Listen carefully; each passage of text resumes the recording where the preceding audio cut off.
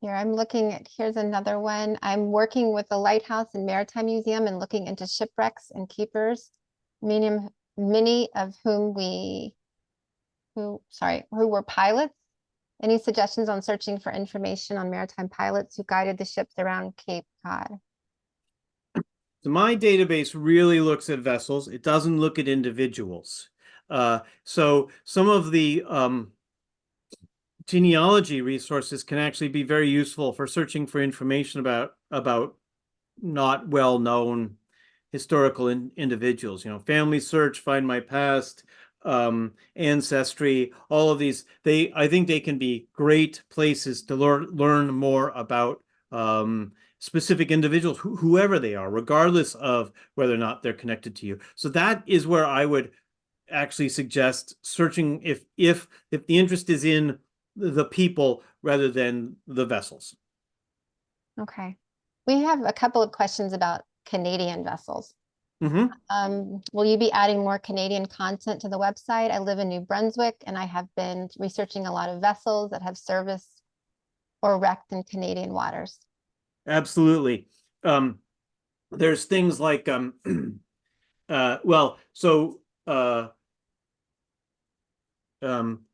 Fairbairn's Merchant Sail talked about vessel maritime history all across New England and Atlantic and U.S., New England, and Atlantic Canada. And I'm always looking for Canadian content.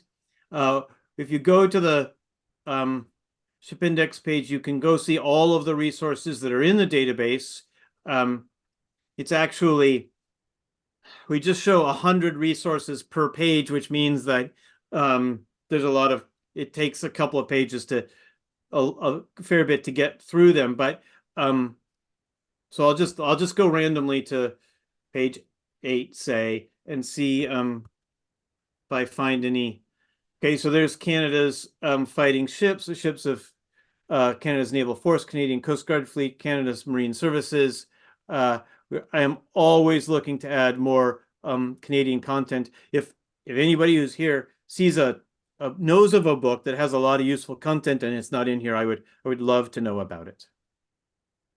Someone asked, Paul Ribby asked, what about British warships in the Pacific? Yeah, we have lots of content about, so a couple of things about British vessels.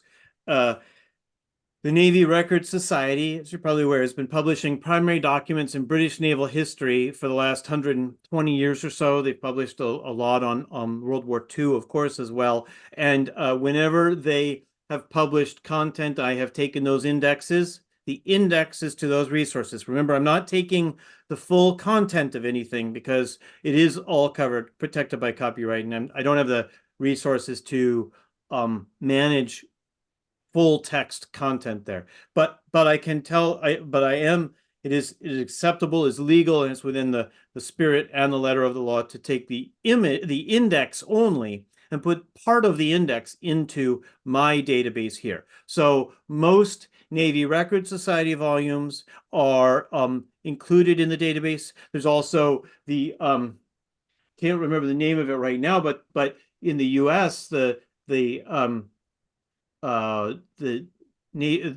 Naval Heritage and History Command has published multi-volume collections about various different wars, and I've taken the indexes to those and put them into the database as well. So they would have lots of information about British ships.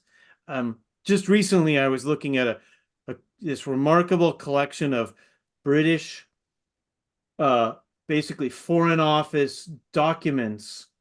They're in this 100, 200, 300 volume collection of documents. And if there were an index to that, it would be incredible to be able to scan in that index, pull out all of the ships and add them to the database.